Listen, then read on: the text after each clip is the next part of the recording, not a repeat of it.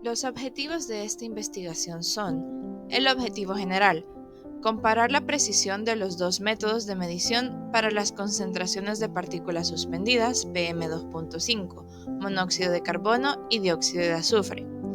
Los objetivos específicos son: 1. Estudiar los 6 métodos de medición de calidad del aire para las 3 variables y determinar cuál de ellas 3 es la que más daño causa en la atmósfera y en los seres humanos. 2. Sintetizar los hallazgos y proporcionar recomendaciones claras para elegir el método de medición de la calidad del aire más adecuado, en función de las variables PM2.5, monóxido de carbono y dióxido de azufre. 3. Analizar cuál método es más efectivo para el estudio de la medición de calidad del aire para cada variable. ¿Qué es la contaminación atmosférica? La contaminación atmosférica se define como la presencia de partículas o productos secundarios en gas que pueden implicar algún daño o riesgo para las personas, flora, fauna, medio ambiente e incluso estructuras. Actualmente, los contaminantes se dividen en dos: primarios y secundarios. Los contaminantes primarios son los que se emiten directamente desde una fuente, ya sea natural, como una erupción volcánica o un incendio, o de origen antropogénico. Algunos ejemplos son partículas en suspensión, monóxido de carbono, dióxido de azufre, óxidos de nitrógeno y amoníaco. Por otro lado, los contaminantes secundarios no se emiten de forma directa. Su origen está en las interacciones que experimentan entre sí las emisiones primarias en la atmósfera. Algunos ejemplos: ozono troposférico y contaminación ácida. El PM2.5 o material particulado son partículas muy pequeñas que están en el aire, con un diámetro de 2.5 micrómetros o menos. Es una mezcla que puede incluir sustancias químicas orgánicas, polvo, hollín y metales. Estas partículas pueden provenir de los automóviles, camiones, fábricas, quema de madera y otras actividades. El principal problema con estas partículas es que, debido a su tamaño, se pueden transportar fácilmente a los pulmones y causar problemas en la salud. Estos son síntomas respiratorios aumentados, asma agravada, función pulmonar reducida, infartos y hasta muerte prematura en personas con enfermedades cardíacas o pulmonares. El monóxido de carbono, o CO, es un gas que proviene de cualquier combustible que contenga carbono, donde este combustible se quema sin suficiente oxígeno. Las principales fuentes de emisión del monóxido de carbono son los procesos de combustión en sectores no industriales, actividades del sector agropecuario y procesos industriales sin combustión. El CO puede provocar una disminución de la capacidad de transporte de oxígeno de la sangre, con el consecuente detrimento de oxigenación de órganos y tejidos, disfunciones cardíacas, daños en el sistema nervioso, y esto puede producirse tanto en el ser humano como en la fauna silvestre. Finalmente, el SO2 es un gas que se origina sobre todo durante la combustión de carburantes fósiles que contienen azufre, como el petróleo y combustibles sólidos. Se lleva a cabo sobre todo en los procesos industriales de alta temperatura y de generación eléctrica. Por tanto, este contaminante tiene origen principalmente antropogénico. El dióxido de azufre está regulado en la normativa a causa de su potencial efecto sobre la salud y los ecosistemas. En la salud humana puede provocar irritación e inflamaciones del sistema respiratorio, afecciones e insuficiencia pulmonar, dolor de cabeza, entre otros. Por otra parte, en los ecosistemas puede causar daños a la vegetación, reducción de fotosíntesis, pérdida de especies. Finalmente, puede incluso dañar edificaciones a través de procesos de acidificación.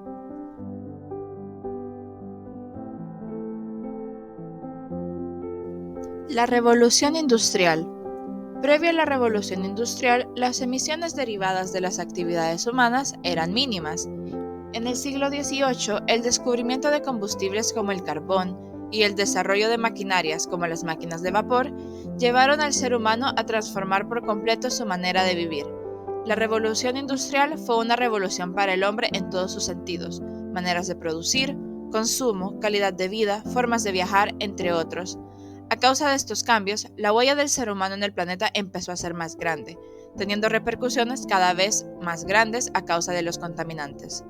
Con el inicio de la revolución industrial, la quema masiva de carbón y el uso generalizado de máquinas de vapor provocaron un aumento significativo de las emisiones industriales de hollín y gases. especialmente en las ciudades industriales. El nivel de contaminación del aire fue impactante. Este periodo marcó cambios importantes en la industrialización, pero también creó importantes problemas de calidad del aire. Siglo XX. La era del automóvil. La proliferación de automóviles en el siglo XX introdujo nuevos contaminantes como el monóxido de carbono y los óxidos de nitrógeno. La contaminación del aire ha comenzado a aumentar en las grandes áreas urbanas, creando nuevos desafíos y la necesidad de abordar los problemas globales de calidad del aire.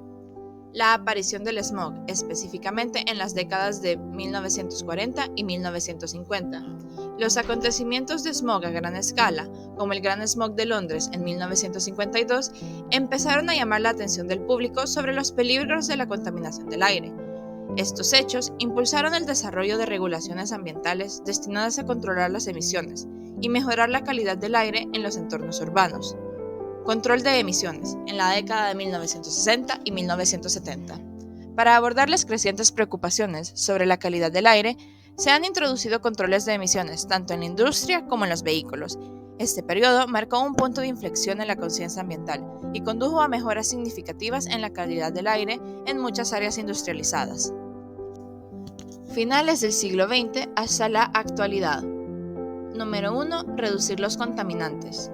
Décadas de tecnología limpia y regulaciones ambientales han logrado reducir significativamente los contaminantes tradicionales. Este periodo muestra avances en la reducción de algunos de los contaminantes más dañinos. Nuevos desafíos. Han surgido nuevos desafíos, como una mayor conciencia sobre la contaminación del aire interior y la preocupación por los contaminantes del aire no tradicionales. Las emisiones de compuestos orgánicos volátiles y gases de efecto invernadero son cada vez más importantes, lo que subraya la necesidad de un enfoque más integral de la calidad del aire. 3. Monitoreo continuo y tecnología. Los avances tecnológicos han hecho que el monitoreo de la calidad del aire sea más preciso y en tiempo real. Se ha establecido una red global de estaciones de monitoreo para proporcionar datos importantes para la evaluación y gestión de la calidad del aire.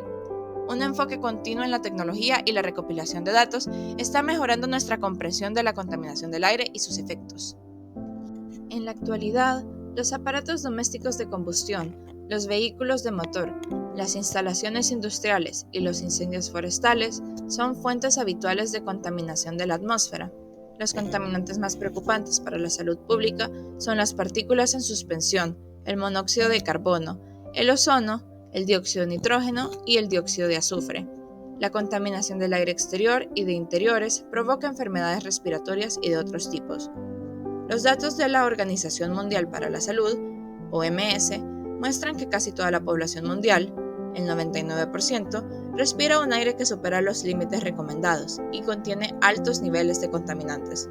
La calidad del aire está estrechamente relacionada con el clima del planeta y los ecosistemas de todo el mundo. Muchas de las fuentes de contaminación atmosférica, como la quema de combustibles fósiles, emiten gases de efecto invernadero. Por consiguiente, las políticas orientadas a reducir la contaminación del aire son una estrategia beneficiosa para el clima y la salud. Consecuencias de la contaminación atmosférica en la salud. La exposición a los altos niveles de contaminación del aire puede causar una variedad de resultados adversos a la salud. La contaminación del aire puede aumentar el riesgo de infecciones respiratorias, enfermedades cardíacas, accidentes cerebrovasculares y cáncer de pulmón. Tanto la exposición a corto como a largo plazo a los contaminantes del aire se ha asociado con impactos adversos en la salud. Los impactos más severos afectan a las personas que ya están enfermas. Los niños, los ancianos y los pobres también son más susceptibles. Los contaminantes más nocivos para la salud, estrechamente asociados con la mortalidad prematura excesiva, son partículas finas PM2.5, que penetran profundamente en los conductos pulmonares. Monitoreo de la contaminación atmosférica. La evaluación de la contaminación atmosférica se debe llevar a cabo con estaciones de monitoreo distribuidas en diferentes puntos del país. Estas permiten evaluar y medir partículas suspendidas en el aire y gases contaminantes. Para la medición y monitoreo de la calidad del aire se necesitan instrumentos especializados, manuales o automáticos, en la medición de los contaminantes, estaciones de monitoreo equipadas con sistemas para recopilar y analizar la información, índices de medición, y darle seguimiento a las medidas para estandarización de la información y los procesos, de manera de que los datos sean comparables y de fácil lectura para el diagnóstico y planes de acción. Dentro de los indicadores utilizados se encuentra el Índice Nacional de Calidad del Aire, ICA. Con este se evalúa el estado de la contaminación atmosférica y se comunica a las personas sobre la calidad del aire que están respirando. Mediante el ICA se busca proteger también a los ecosistemas del daño que generan los principales agentes contaminantes, como el dióxido de azufre o el dióxido de carbono. PM2.5. PM significa material particulado, también llamado contaminación en partículas. Es un término para la mezcla de partículas sólidas y gotas líquidas en el aire. Algunas, como el polvo, la suciedad, el hollín o el humo, son lo suficientemente grandes y oscuras para ser observadas a simple vista. Otras son tan pequeñas que solo pueden detectarse mediante equipos como un microscopio electrónico. PM10. Estas son partículas inhalables que tienen diámetros usualmente 10 micrómetros y menores. PM2.5 son partículas inhalables extremadamente finas con diámetros de 2.5 micrómetros y menores. Método gravimétrico. La recolección y medición de PM2.5 por hidratación, seguida de análisis y cuantificación gravimétricos, es uno de los procedimientos más utilizados para medir la contaminación del aire. Dichas estaciones de prueba se pueden encontrar en proveedores de motores de combustión, automóviles, aviones, barcos y camiones, entre otras cosas. También hay estaciones de prueba ambiental que filtran el aire para determinar el nivel de contaminación. Es necesario examinar estos filtros, sin importar dónde se realice el filtrado. Eso significa que las partículas en los filtros deben pesarse correctamente. Para hacer esto, se requieren los balances más precisos. Las muestras se recolectan manualmente y luego se envían a los laboratorios para su posterior análisis. Esta ilustración describe el proceso de determinación gravimétrica de la cantidad de partículas en suspensión en los filtros. Si se va a medir las partículas en suspensión, tanto en los gases de escape como en las emisiones de evaporación en la atmósfera o en el aire ambiental, la prueba de emisiones de pesaje gravimétrico de filtros sigue el mismo procedimiento. Primero, se pesa un filtro vacío en una balanza de laboratorio. Luego, los filtros se cargan en los cartuchos filtrantes etiquetados, se preacondicionan y se transportan al lugar de la prueba. Una vez ahí, el aire o los gases se atraen a través del filtro a una velocidad de flujo conocida durante un intervalo de tiempo específico. El filtro retiene cualquier partícula en suspensión que haya presente. En el laboratorio, los filtros cargados se vuelven a acondicionar y a pesar. Al restar el peso del filtro vacío, es posible determinar la masa de partículas en suspensión. La concentración de partículas en suspensión se calcula usando la velocidad de flujo de la muestra de gas o aire. Algunos retos del método gravimétrico son la manipulación de filtros, debido a que algunos materiales son suaves y difíciles de manipular. La humedad también es uno de los mayores desafíos al pesar filtros, ya que son muy sensibles a la humedad del entorno. También, otro reto dentro de la manipulación de filtros es la carga electrostática, ya que también son propensos a cargarse electrostáticamente. Y por último, el empuje de Arquímedes. Los filtros tienen una baja densidad que les hace susceptibles al empuje de Arquímedes del aire y parecer más ligeros de lo que realmente son. Otro reto de este método es el seguimiento de las muestras. Para añadir más complejidad al proceso, hay que realizar un seguimiento preciso de los filtros. Cada filtro se pesa previamente, se coloca en un soporte etiquetado, se aclimata y luego se transporta al puesto de test. Una vez que se cargan las PM, los filtros regresan al laboratorio y se vuelven a pasar. La exactitud se pone en peligro si no existe un sistema a prueba de fallos establecido para asegurar que los filtros no se mezclan durante el procesamiento. Otro reto de este método es el seguimiento de las muestras. Para añadir más complejidad al proceso, el siguiente reto es la exactitud del pesaje. Con varias directrices que especifican el sistema de pesaje que debe usarse, es fundamental que la balanza usada cumpla con las necesidades de la aplicación de pesaje de filtros. Para muestras tan pequeñas, el peso neto mínimo de la muestra de la balanza es de vital importancia.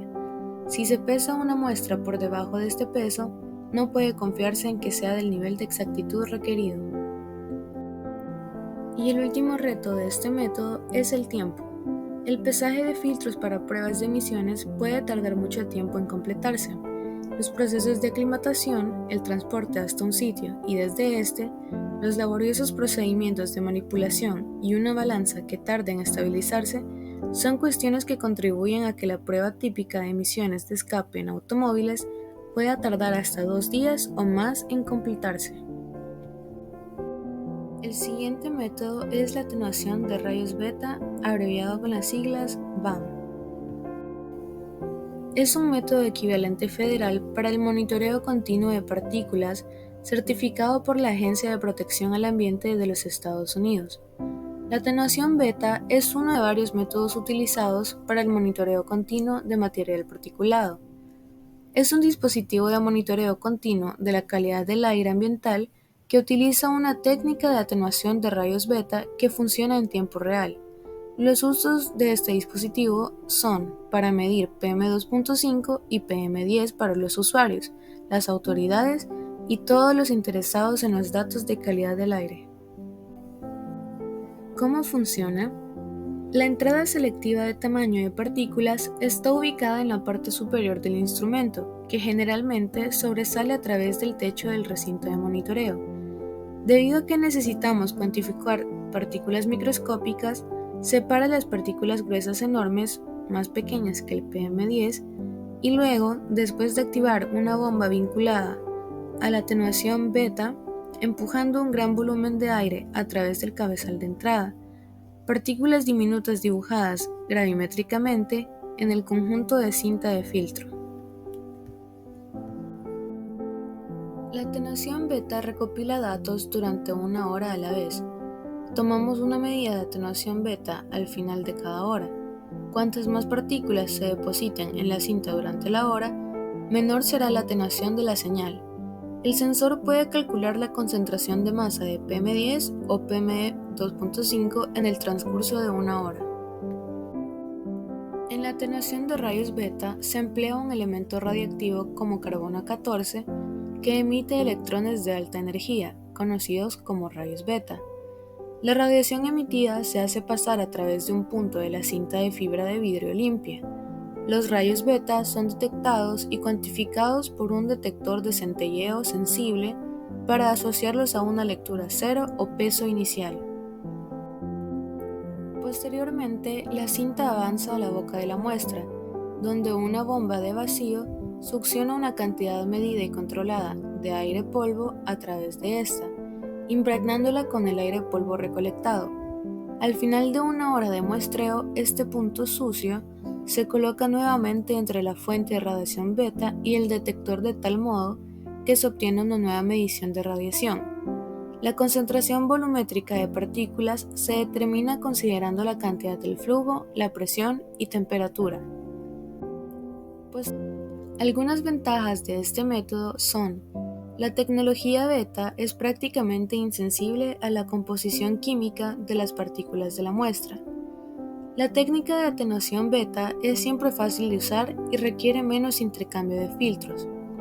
El carbono 14, isótopo radioactivo que se utiliza, no requiere licencia especial. Y también se pueden hacer mediciones en casi tiempo real. Algunas de sus limitaciones son que las especies de partículas pueden atenuar los rayos beta de forma distinta. La humedad relativa también puede influir en el cálculo de la masa de PM de los datos de atenuación. La siguiente variable a analizar es el monóxido de carbono. El monóxido de carbono es un gas incoloro no irritante sin olor o sabor. Se le encuentra tanto en el aire puertas adentro como al aire libre. El monóxido de carbono se produce por la combustión incompleta del carbono. Es producido tanto por actividades humanas como por fuentes naturales. La fuente humana más importante de monóxido de carbono es el tubo de escape de automóviles. Cuando el monóxido de carbono es liberado al ambiente, pasa al aire y permanece en la atmósfera por un promedio de aproximadamente 2 meses. Eventualmente, el monóxido de carbono reacciona con otros compuestos en la atmósfera y se convierte en dióxido de carbono. El primer método para el monóxido de carbono es la absorción de radiación infrarroja no dispersiva. La concentración de monóxido de carbono ambiental se mide mediante la utilización de métodos infrarrojos no dispersivos. La atenuación de la luz infrarroja que pasa a través de una cámara de muestra es una medida de la concentración de monóxido de carbono en la cámara, de acuerdo con la ley de Lambert-Beer. La técnica de medición se basa en la absorción. La parte de las moléculas de monóxido de carbono, radiación IR, con la consiguiente variación de su intensidad, proporcional a la concentración de monóxido de carbono. Un sensor mide la variación de la radiación de luz y convierte este valor al proporcionar la concentración de monóxido de carbono presente en el aire. La unidad de medida por la que se expresan las concentraciones de monóxido de carbono es el miligramo por metro cúbico. Para determinar la concentración de monóxido de carbono en la muestra conforme al método de referencia, se ajusta la sensibilidad del fotómetro a la capacidad de absorción de energía del monóxido de carbono, empleando monóxido de carbono patrón, ya sea en el detector o en una celda de filtración en el trayecto óptico, determinando así las longitudes de onda de interés. La absorción registrada en el fotómetro es convertida en una señal eléctrica de salida, la cual tiene una correspondencia con la concentración de monóxido de carbono contenida en la muestra de aire.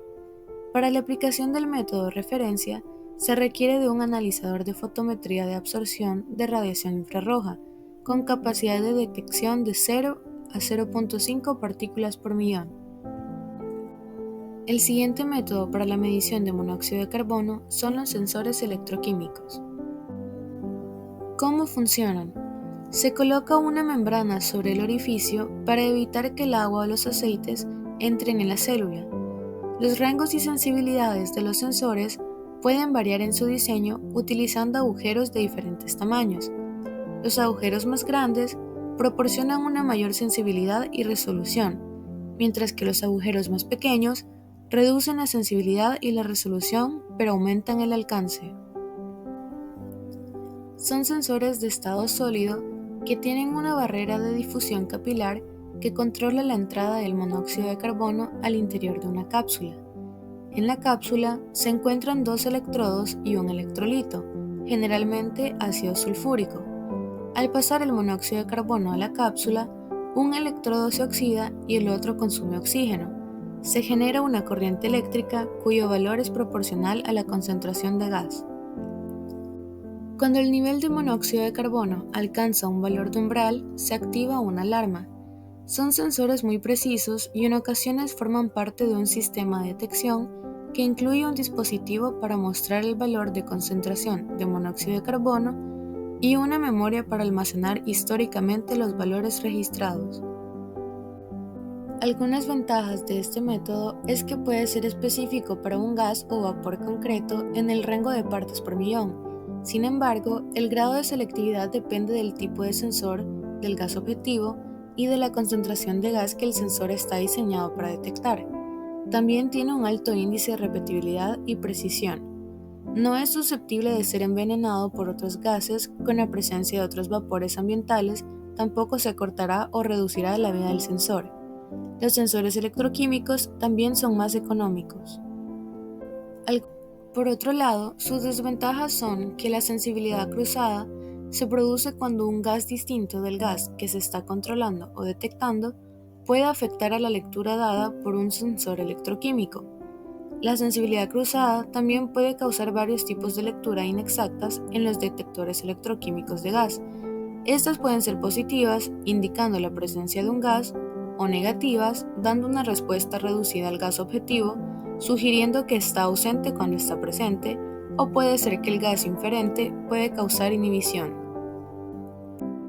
También es importante recalcar que hay 3 factores principales que afectan a la vida útil del sensor: la temperatura, la exposición a concentraciones de gas extremadamente altas y la humedad. Otros factores son los electrodos del sensor y las vibraciones extremas y los golpes mecánicos. Por lo tanto, las temperaturas extremas pueden afectar a la vida del sensor. La exposición a concentraciones de gas extremadamente altas también puede comprometer el rendimiento del sensor. La influencia más considerable en la vida del sensor es la humedad. La condición ambiental ideal para los sensores electroquímicos es 20 grados Celsius y 60% de humedad relativa. Las vibraciones extremas y los golpes mecánicos también pueden dañar los sensores al fracturar las soldaduras que unen los electrodos de platino, las tiras de conexión y las clavijas. El dióxido de azufre es un compuesto químico formado por un átomo de azufre y 2 átomos de oxígeno. Es un gas incoloro con un olor acre y penetrante. Este compuesto se genera principalmente como resultado de la combustión de materiales que contienen azufre, como los combustibles fósiles, incluyendo carbón y petróleo. Las fuentes comunes de emisión de dióxido de azufre incluyen las plantas de energía que queman carbón o petróleo, así como ciertas actividades industriales, como la producción de metales y la fabricación de productos químicos. Sus propiedades físicas y químicas. El estado físico. El dióxido de azufre es un gas a temperatura ambiente. Su solubilidad. Es un soluble en agua y cuando se disuelve forma ácido sulfuroso. Su olor. Tiene un olor punzante y desagradable, similar al de una cerilla quemada. Impacto ambiental. Formación de lluvia ácida. El dióxido de azufre puede reaccionar en la atmósfera para formar ácido sulfúrico, que contribuye a la lluvia ácida. La lluvia ácida puede tener afectaciones perjudiciales en los suelos, cuerpos de agua y vegetación. Contaminación de aire. Altas concentraciones de dióxido de azufre en el aire puede contribuir a la contaminación atmosférica, afectando la calidad del aire y la salud de las personas. Efectos en la salud humana. Irritación. La inhalación de dióxido de azufre puede irritar las vías respiratorias y los pulmones. Agravamiento o las condiciones respiratorias. Las personas con problemas respiratorios preexistentes, como el asma, pueden experimentar un agravamiento de sus síntomas en presencia de concentraciones elevadas de dióxido de azufre. En este contexto es necesario destacar y comparar dos métodos de medición de dióxido de azufre comúnmente utilizados. Estos métodos son cruciales para obtener datos precisos sobre la presencia de contaminantes en el aire que respiramos. El primero a mencionar es el analizador de dióxido de azufre Thermo Scientific 43IQ. El análisis de dióxido de azufre en el aire generalmente se realiza utilizando métodos basados en espectroscopía, y muchos analizadores utilizan la técnica de absorción ultravioleta. En el caso del Thermo Scientific 43IQ, es posible que utilicen un detector de absorción de ultravioleta para medir la cantidad de luz absorbida por el dióxido de azufre presente en la muestra. El principio generalmente implica pasar una muestra de gas a través de una celda de absorción donde la luz ultravioleta se irradia a través de la muestra. El dióxido de azufre absorbe la luz a una longitud de onda específica y la cantidad de luz absorbida se correlaciona con la concentración de dióxido de azufre presente en la muestra. Instrumentación. Fuente de luz ultravioleta. Emite la luz ultravioleta a una longitud de onda específica. Celda de absorción. Permite que la muestra de gas pase a través de la luz emitida. Detector. Mide la intensidad de la luz transmitida a través de la muestra. Y por último, electrónica de procesamiento, que convierte la señal del detector en concentraciones de dióxido de azufre. Algunas de sus ventajas son sensibilidad. Los analizadores de absorción ultravioleta pueden ser muy sensibles y específicos para el dióxido de azufre. Tienen una respuesta rápida, pueden proporcionar mediciones casi en tiempo real. Y por último, tienen un rango de medición amplio, pueden cubrir un amplio rango de concentraciones de dióxido de azufre. En este caso se presentan dos tipos de desventajas. Mantenimiento. Algunos sistemas pueden requerir mantenimiento periódico, como la limpieza de la celda de absorción. Y por último, interferencias. Pueden ser sensibles a interferencias de otros compuestos que también absorben en la misma región del espectro ultravioleta. En este caso se presentan tres tipos de consideraciones adicionales. La calibración. Es crucial calibrar el analizador regularmente para garantizar mediciones precisas.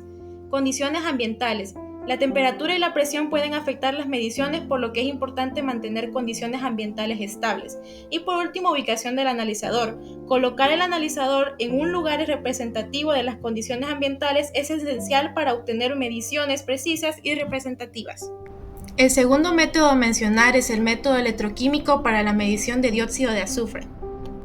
El método electroquímico destinado para la medición de dióxido de azufre se fundamenta en procesos electroquímicos que ocurren en una celda específica diseñada para esta aplicación. En este método, una muestra de aire contaminada con dióxido de azufre es introducida en una celda electroquímica compuesta por electrodos.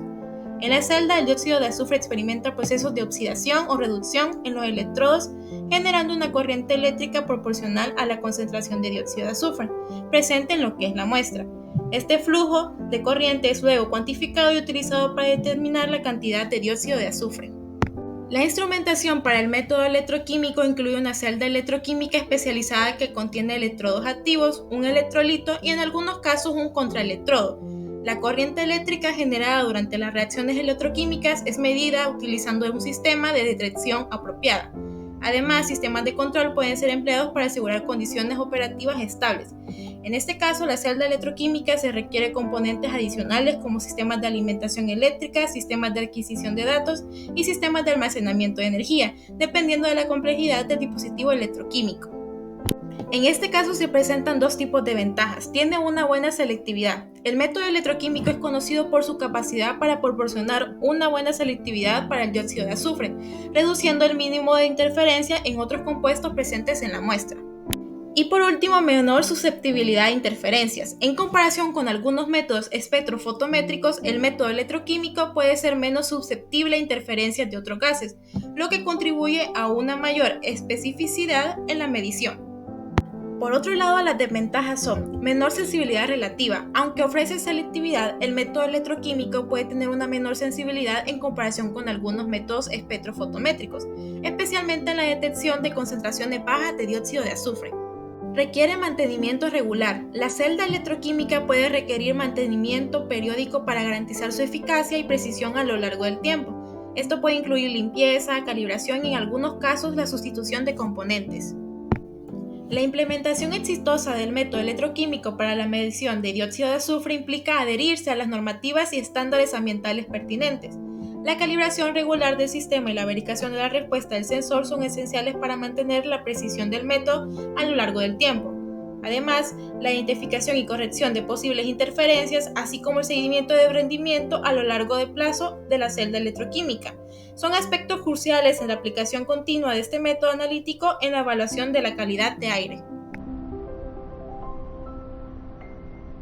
En este caso se presentan 5 consideraciones para la elección entre estos dos métodos. Nivel de sensibilidad requerido. Si la aplicación exige una alta sensibilidad, especialmente para concentraciones bajas de dióxido de azufre, el método espectrofotométrico podría ser preferible. Presencia de interferencias. Si hay otros compuestos presentes en la muestra que podrían interferir con la medición, el método electroquímico con su buena selectividad puede ser una elección adecuada. Requisitos en tiempo real. Si se necesitan resultados en tiempo real, el método espectrofotométrico puede ofrecer una respuesta más rápida. Mantenimiento y costos. Considerar los costos asociados con el mantenimiento y calibración y operación continua de los equipos. El método electroquímico a menudo es recibido y percibido como más robusto y menos costoso en términos de mantenimiento. Y por último, condiciones del entorno. Dependiendo del entorno específico de la aplicación, como la presencia de condiciones atmosféricas particulares o la necesidad de movilidad, un método podría ser más adecuado que el otro. Antes de mencionar conclusiones y recomendaciones, cabe destacar que la contaminación atmosférica, como la proveniente del PM2.5, dióxido de azufre y monóxido de carbono, tiene grandes efectos en la salud humana, clima, fauna, flora, infraestructura y demás, por lo que es importante poder monitorear estos factores con la mayor precisión posible.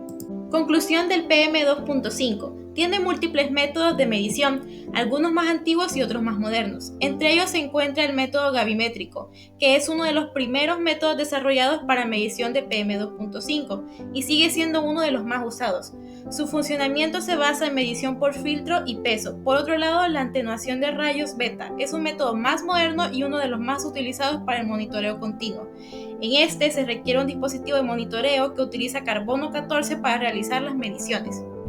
Recomendaciones. Es importante continuar monitoreando el PM2.5, que es un contaminante atmosférico que va en aumento para evitar afectaciones a la salud humana, en el bienestar de los ecosistemas, flora, fauna, entre otros. Es importante tener múltiples métodos para realizar mediciones de PM2.5 para poder estudiar este contaminante y así poder escoger un método que se acople mejor al estudio realizado o el monitoreo. En el caso del método gravimétrico específicamente, es necesario tener un gran cuidado con la manipulación de muestras y recomendaría usar este método solamente si es realmente necesario, puesto que hay muchas variables. Con el método de atenuación de rayos beta también hay factores que podrían afectar, pero al ser un equipo quien hace las mediciones es más preciso. La recomendación es tener un buen mantenimiento del equipo. Conclusión de monóxido de carbono. Conocer la cantidad de monóxido de carbono presente en el aire permite a las personas saber si es conveniente llevar a cabo actividades en exteriores o implementar nuevas y mejores medidas para respirar un aire más puro en interiores. También ayuda a las autoridades a prevenir enfermedades, asimismo, a disminuir la carga social en atención de enfermedades respiratorias de cada país. Recomendación: absorción de radiación infrarroja no dispersiva. Determinar las condiciones óptimas de operación para la obtención del background a determinar número de barridos y resolución. El background generalmente es un espectro del aire ambiente, lo cual está en contacto con partes del equipo o con el accesorio de ATR y que de algún modo interactúa con el haz de infrarrojo. Es por eso que se debe tener en cuenta todas las condiciones exteriores a la hora de tomar las muestras, para que el resultado sea lo más acertado posible. Sensores electroquímicos. Los sensores electroquímicos lideran las aplicaciones en el campo de la determinación de gases contaminantes. No obstante, también se debe tomar en cuenta las aplicaciones más adecuadas cuando de emisiones en gases contaminantes in situ se trate. Tomando en cuenta todas las variables en términos de diseño del sistema de detección, materiales a utilizar, tiempos de respuesta y capacidad de reuso del sensor seleccionado. Como conclusión del dióxido de azufre, es un contaminante atmosférico perjudicial y su medición precisa es esencial para evaluar y gestionar la calidad de aire. El método analizador de dióxido de azufre Thermoscientific 43IQ, con su sensibilidad y capacidad para proporcionar resultados en tiempo real, destaca como una herramienta valiosa para la monitorización, especialmente en entornos con bajas concentraciones de dióxido de azufre. Por otro lado, el método electroquímico ofrece selectividad y robustez, siendo útil en entornos industriales con posibles interferencias. Recomendaciones: Thermoscientific 43IQ, recomendado para aplicaciones ambientales que exigen una medición precisa y sensible del dióxido de azufre, contribuyendo así a la identificación y gestión de fuentes contaminantes. Método electroquímico, adecuado para entornos industriales en donde se requiere una monitorización continua del dióxido de azufre, ayudando a controlar y reducir las emisiones de contaminantes.